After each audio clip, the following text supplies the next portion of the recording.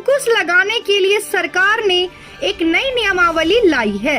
इस नियमावली के अंतर्गत अब कोई भी व्यक्ति पुश्तैनी जमीन को आसानी से नहीं बेच सकेगा, या यूँ कहें कि उसके लिए अब वंशावली को अनिवार्य कर दिया गया है। ऐसे में बड़ा सवाल यह खड़ा होता है कि आखिर यह वंशावली कौन बनाएगा, किसके दफ्तर का चक्कर काटना होगा, किसका बनाया वंशावली मान्य होगा और किसका अमान्य। निश्चित ही यह सवाल आपके जहन में घूमने लगा होगा। तो आज इस खबर में इसी बात को हम बताने जा रहे हैं कि इस काम में लगाए जाने वाला वंशावली कहां से बनवाना है। तो आप कहीं न जाएं और देखें यह पूरी खबर। इस पूरी खबर को देखने के बाद यह स्पष्ट हो जाएगा कि इस काम में जो वंशावली लगाना है उसे बनवाने की क्या प्रक्रिया है। दरअसल पुश्तैनी जमीन को एक परिवार के कई सदस्यों के द्वारा अलग अलग लोगों से बेच दिया जाता है। ऐसे में भूमि विवाद के मामले बढ़ जाते हैं।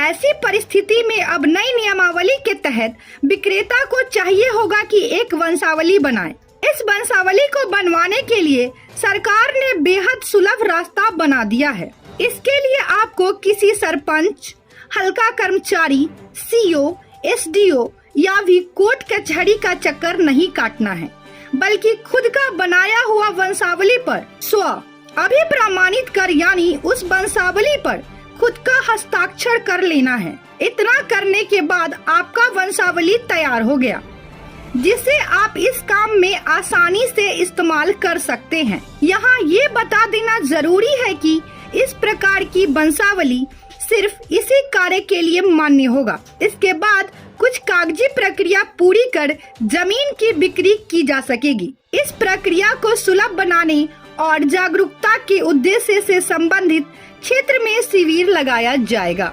वंशावली किनके द्वारा बनवाना है, सरपंच से या अंचल से, कहां से ये वंशावली? जो हम लोग को गाइडलाइंस मिला है विभाग के थ्रू, उसमें है कि स्वघोषित वंशावली होगी। जितने भी फरीक लोग होंगे सब आएंगे। अगर मान लीजिए कोई 4 भाई हैं तो चारों अपना अपना वंशावली मतलब अपना जहां से है वो वंशावली बनवाएंगे, उसमें सब साइन करेंगे। ठीक है, उसके बाद वो अपना बंटवारा करवा के शेड्यूल, जैसे पहले होता था बंटवारा कि किसमें खाता खेसरा किसको क्या है, वो सारा अपना डिटेल्स देंगे। फिर हल्कर कर्मचारी को वो प्रोवाइड करवाएंगे।